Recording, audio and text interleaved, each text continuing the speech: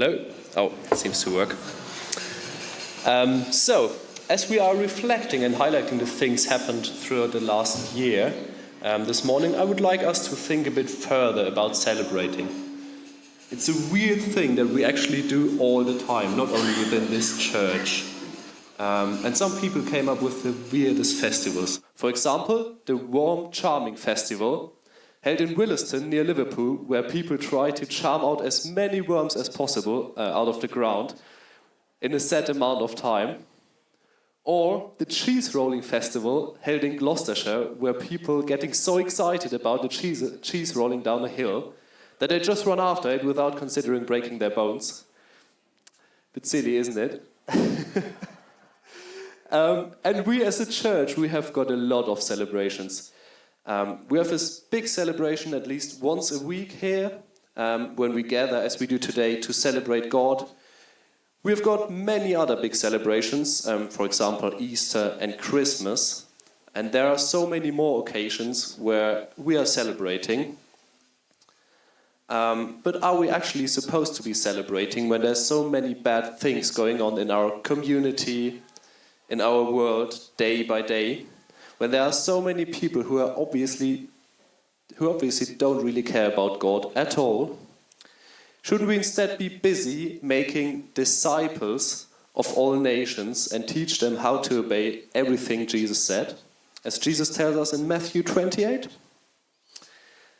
Well, when we look at the Bible a bit closer, celebrating is mentioned so often that we can't really argue that it's not appropriate to do so. In the Old Testament, God tells his people multiple times to have big celebrations and to celebrate happily and exuberant. Also, does anyone know what the first miracle was that Jesus did on earth? Yeah, just shout it out if you do. He turned water into wine. He went to a wedding celebration and he took 6 big pitchers of water, full of water, and he transformed them into wine. That's a bit weird. Jesus was on a mission to save the world, and yet he thinks the best way to show that he is capable of doing miracles is transforming water into wine. He did that because he really cared about the people being able to celebrate properly. Levi, the tax collector, he gives a big party when he meets Jesus the first time, and he introduces him to his odd tax collector friends, and Jesus is happily amongst them. So apparently Jesus was a happy and cheerful person, and he loved it to celebrate and to be amongst others. One of the stories that Jesus describes the gospel with is in Luke 14. A king gives a big party and invites many guests. But as the party was about to start, all the people he invited came up with different excuses why they can't come. They had more important things to do than celebrating with their king. Then the king obviously was very angry and sad about that. In this story, the king represents God. God invites us to celebrate with him. Shouldn't we then go and do so?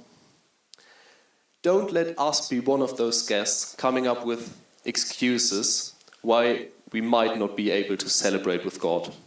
He really wants us to be cheerful and to happily celebrate with him. So, as you can see, we as God's children, we are not meant to be sad and scared at all. Although there are some horrible things going on in this world. For our present troubles are small and won't last very long. Yet they produce for us a glory that vastly outweighs them all and will last forever. That's what Paul says in 2 Corinthians 4. Do you know what that actually means? We have an everlasting, incredible, and indescribable glory in God's kingdom. And it keeps getting better. In Luke 17, Jesus says, "The kingdom of God is in our midst." This is just amazing. He doesn't say the kingdom of God will be in our midst. He says it already is in our midst. Sorry. And this literally means that we have this incredible glory, Paul mentions, and joy as part of God's kingdom right now, here where we are. Do you know what? For me, this sounds like we as Christians should actually be the ones having the greatest and biggest parties ever seen on earth. Joy is God's nature, and we are invited to celebrate with the King of Joy himself. There's nothing better to celebrate than the fact that evil has no power at all, and that we are part of God's gloriful and joyful new world already. So, this week I want us to allow ourselves to be happy and joyful in this broken world, because the most important thing for all of us, that Jesus saved us, defeated the evil and enabled us to be part of God's kingdom already, has happened. It is not about to happen, it already has happened. And there's nothing that we can do to make that undone. Coming back to the story of the king who gives a party but no one wants to come, do you know what he then says to his messenger?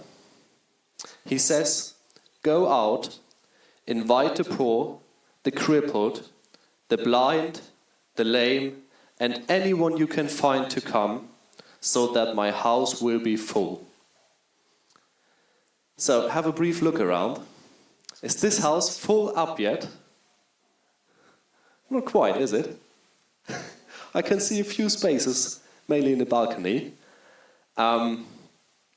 So I challenge us this week to keep our eyes open and our ears, to find people we can invite to come along to one of the great and joyful celebrations we have at church, at God's house.